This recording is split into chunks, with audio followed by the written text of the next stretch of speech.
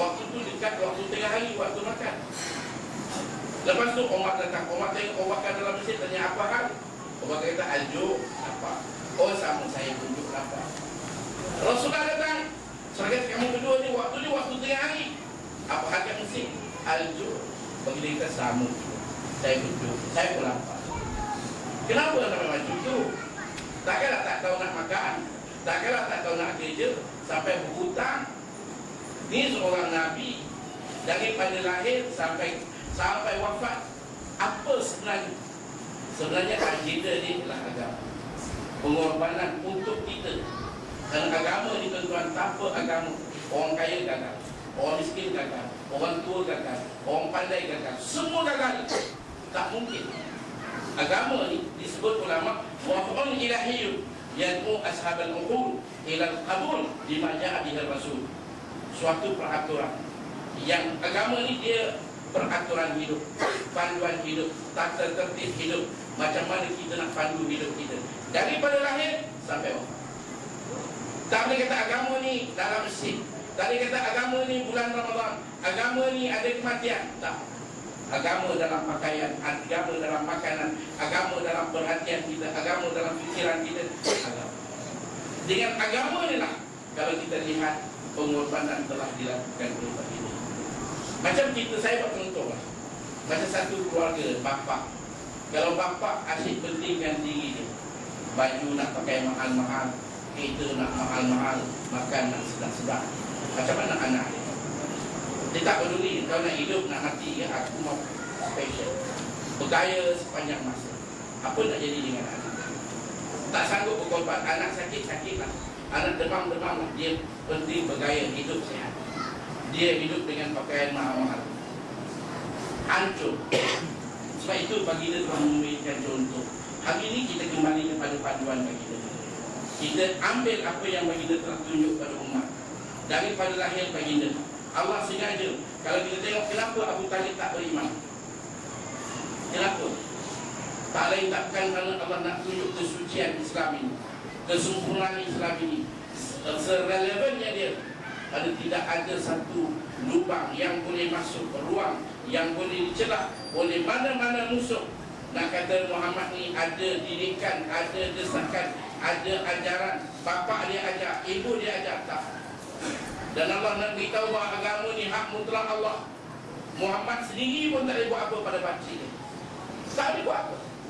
Bayangkan betapa sedihnya baginda.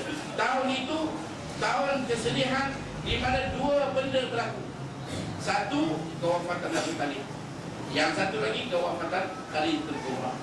Dua-dua ini memberikan cukup tekanan sehingga baginda terpaksa pergi ke Taif kalau ada kelepasan. Lagi kena di Taif. Orang buat baginda macam binatang, lontar batu sehingga darah menitik-nitik.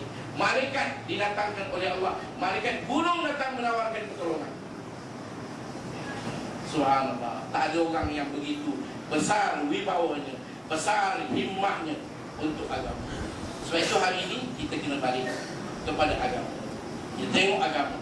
Apa yang kita, jangan kita tanya apa kita boleh dapat, tapi kita kena tanya apa yang kita kena buat untuk agama kita. Wallahu a'lam. Itu ya besarnya rahmat Allah Subhanahu wa taala. Sehingga rasa kegembiraan yang ditunjukkan oleh Abu Lahab diberi peringanan dari segi azab oleh Allah setiap pada hari Isnin. Jadi agama Islam ni adalah agama untuk semua. Untuk kembangkan agama ini memerlukan kepada pengorbanan. Itu yang Nabi telah lakukan untuk sebarkan agama ini sehingga Islam ini sampai kepada kita, tuan-tuan. Rasulullah ini diutuskan adalah untuk memberitahu bahawa kehidupan kita di dunia ini adalah sementara dan akan mengalami kehidupan yang panjang, iaitu di alam akhirat. Dan kalau kita lihat bahawa Islam menekankan kegemilangan dan kecemerlangan ialah di akhirat. Sebab itu bila disebut gemilang dan cemerlang ini, yang pertama ialah kita kena fikirkan kesenangan di akhirat, kesenangan kita di akhirat. Di samping jangan lupa untuk cemerlang di dunia. Sebab itu kalau kita lihat bila Nabi SAW diutuskan ke dunia ini Sebagai contohnya, bangsa Arab merupakan bangsa yang pertama menerima Islam. Mereka sebelum kedatangan Islam merupakan masyarakat yang menjadikan wanitanya sebagai tempat untuk orang lelaki memuaskan hawa nafsu, suka berperang, suka bergaduh dan sebagainya. Tetapi apabila Islam datang, kita lihat bangsa Arab inilah yang mula-mula menerima Islam dan menyampaikan dakwah Islam sehingga sampai kepada kita hari ini. Jadi untuk round yang kedua, ya Ustaz, saya mempersilakan Al-Fadhil Dr. Zul untuk menjelaskan apakah makna kecemerlangan menurut Islam. Silakan. Terima kasih kepada Musi, tuan-tuan dan puan-puan yang dirahmati Allah. Apabila kita sebut cemerlang atau hebat, kita tengok dalam Al-Quran Al-Karim atau dalam hadis Nabi Sallallahu Alaihi Wasallam, dia menggunakan kalimah-kalimah yang banyak. Antara yang digunakan kalimah tersebut ialah al-muflihun. Kalau salat itu disebut hayya 'alas salat, hayya 'alal falah. Jadi kalimah al-muflihun salah satu daripada makna kecemerlangan. Dan kadang-kadang digunakan kalimah al-faizun, juga menggambarkan kemenangan dan kejayaan. Begitu juga kadang-kadang digunakan kalimah-kalimah yang lain yang serupa dengannya, yang memberi makna bahawa Islam menjunjung ke arah kebaikan, kecemerlangan dan banyak usaha-usaha ke arah itu. Apa benda pun macam itu. Jadi bagaimana cara untuk memulakan langkah berjaya, cemerlang, hebat dan sebagainya? Pertama yang kita tengok, Rasulullah SAW bila dia diutuskan, Allah turunkan Iqra yang pertama. Maka di sini kita faham kunci Iqra ini adalah untuk menyelesaikan kegelapan jahiliyah dan jahil buta kepada ilmu, kepada kesedaran, kefahaman. Maka ini antara yang pertama. Ilmu saja tak cukup, maka ilmu tersebut mesti digarap dengan kefahaman. Artinya berlaku amalan, berlakunya pelaksanaan. Maka di sana kita tengok digabungkan masalah ilmu ini dengan amal, yang mana diselami dengan iman. Bila ini manusia akan jadi cemerlang.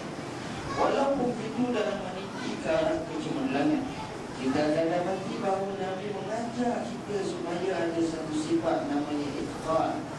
Itqan dengan makna menekuni sesuatu perkara.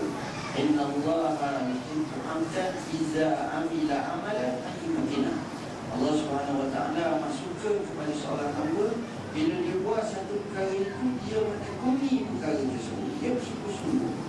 Dan kalau kita tengok dalam sejarah para sahabat radhiyallahu anhum, sebagaimana Rasulullah SAW telah tarbiyah mereka, Rasulullah SAW telah mengajar mereka bagaimana mereka menekuni dalam pelbagai disiplin ilmu dan dalam pelbagai aktivitas, bahkan naik kuda ke, berperang ke, memanah ke, mengasah lembing ke dan sebagainya. Semuanya sahabat-sahabat cukup hebat. Dengan sebab itu ia mendapat kemenangan dan kecemerlangan. Tuan-tuan dan puan-puan yang dirahmati Allah, untuk nak mendapat keadaan ini, saya nampak bermula daripada